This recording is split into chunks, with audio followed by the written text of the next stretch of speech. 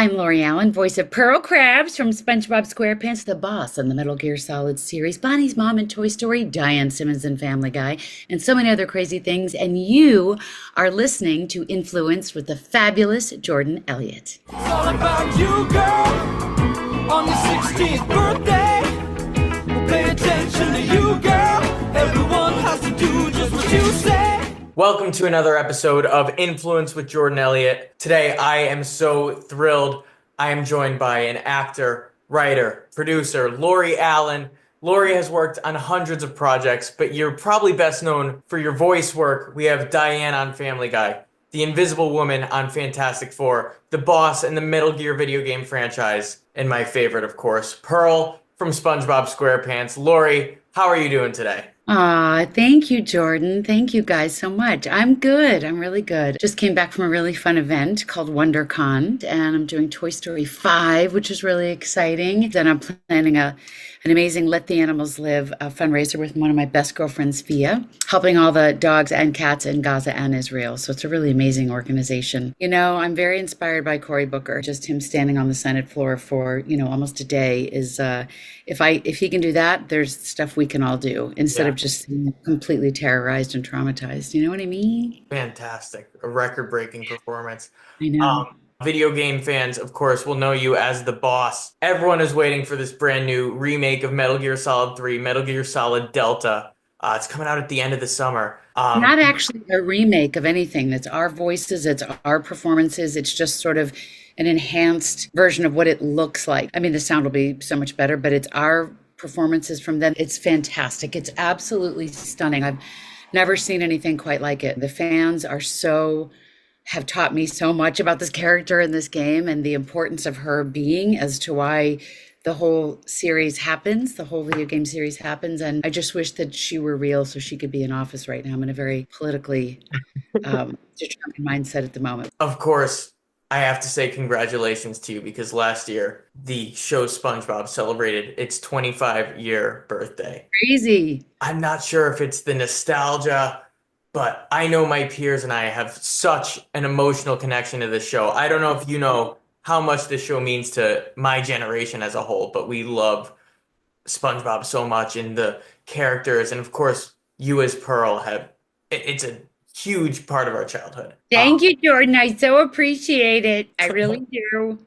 I was just telling my good girlfriend who was helping me get the invite for this Let the Animals Live, which you can donate even if you're not in California to come to the event. Always thinking, plugging, trying to help the animals. Of course. And democracy.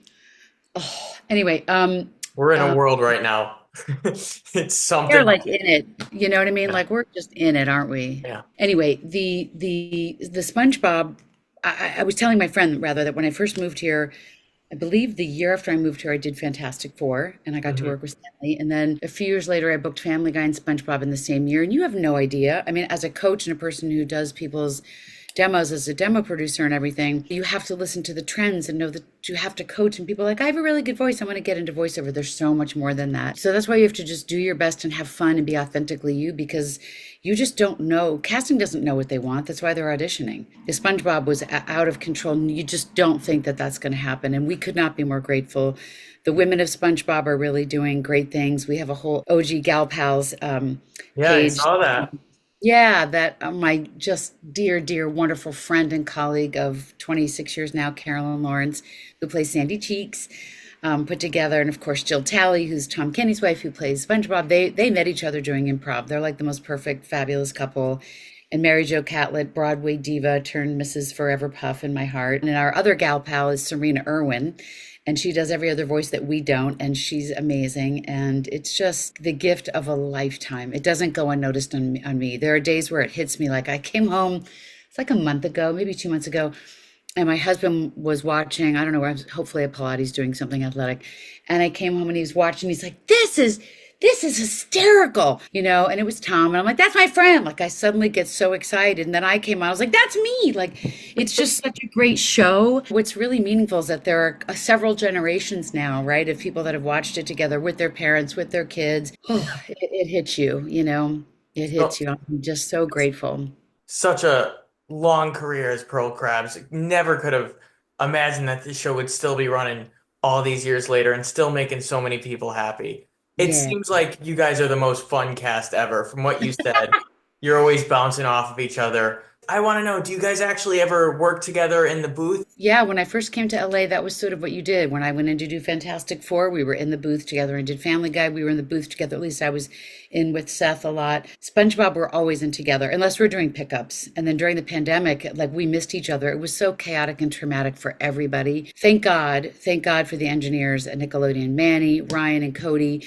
They helped us get our studios up and running. I've always had a home studio, but they just remained calm in the face of all this chaos. And we did the entire Camp Coral show during the pandemic, and I just got to play a baby. So I was like, and then the Patrick Star show, that's a derivative show that's still happening. We have our little rap party tomorrow night. It's called like a Star Bob party. Awesome. So we are in the booth together and we get to play off of each other. It's very hard. Sometimes we have to be separated because we're laughing so hard and stepping on each other's lines that it is such a privilege to be in there together. First of all, how do I get the invite to the Patrick Star rap party tomorrow night? That sounds like such a fun time. We'll jet you out and you can pretend to be my husband.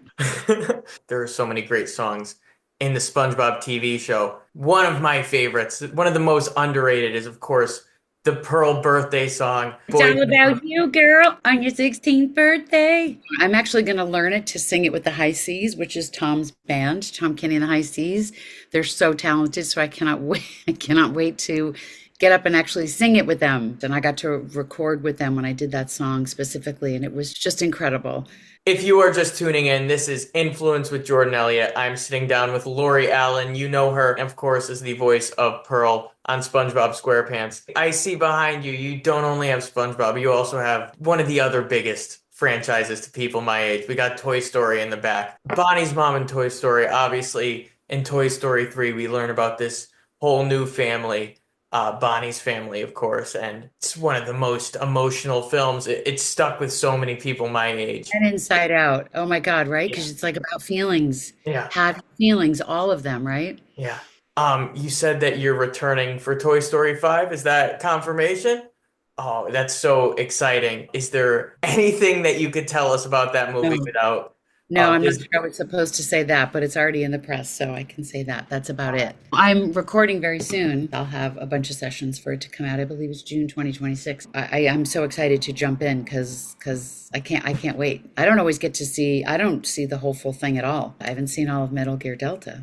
I've Wow. seen snippets. They got our first reactions, and that's on YouTube. That's really cool from Konami, and they're amazing. And so that's cool. But yeah, I can't wait. You are not just a voice actress, you're also in so many live action shows. You have been in Grey's Anatomy, Friends, Will and Grace, Curb Your Enthusiasm. With all that success, there has to be some rejections here and there. A lot of my audience is just starting out early in their careers. Do you have any advice on how to handle the doors being shut in their face?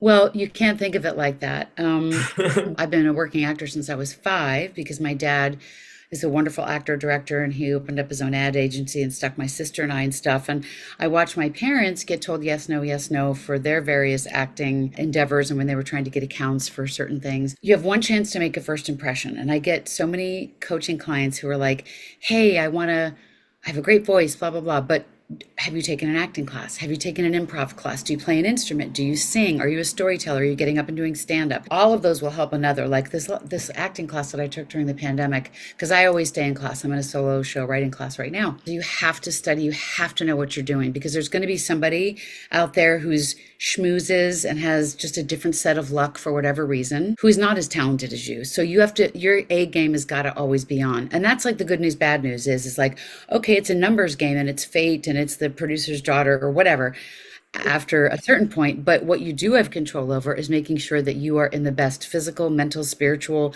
place that you can be. And that to me is also having a big, rounded, full life and going from what Bryan Cranston says, what can I give, not get mentality. But if that's what you want to do, you got to go full in. You know, some people are like, I just wanted to like get a new day job. I'm also a chef. It's like, what? No, you have to, this has got to be the thing that you dream about forever. Well, I know a lot of the dreamers who are listening right now felt very inspired by that. If any of them want to learn a little bit more from you, you are offering a brand new class. I want to hear all about this. Tell me when the date that it's starting. Tell me how people could get in contact with you. Tell me what you're offering with this. I want to hear all about it. It's an animation intensive. It's a multi-genre, right? Because the same characters that you're going to be reading for like Adult Swim and Cartoon Network are going to be very different, weird, more adult topics as like a sweet Disney princess or an evil Disney queen, you know?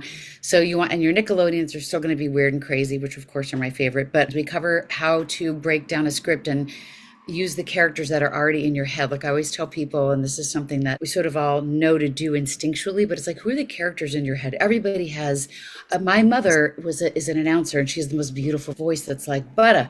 So she's really who Diane Simmons is based on, right? Some of the girls that I like went to high school with or whatever, that's kind of who Pearl's based on, but she's bigger. And so I knew she had to sound big. But have a cast of characters. We talk about that in class. We talk about the different genres.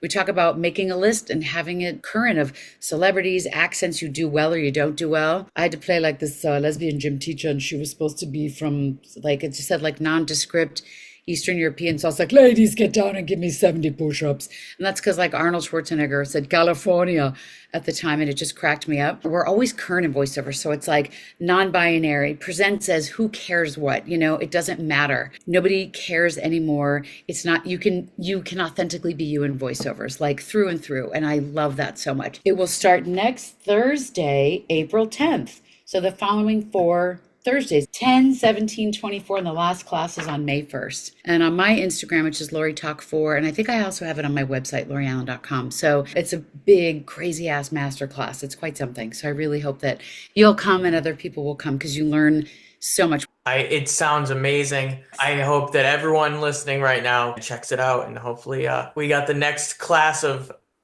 great voice actors after that. Thank you for letting me talk about that. Lori Allen, a voiceover legend. Thank you so much for coming on the show today. This has been Influence with Jordan Elliott. I'll see you next time.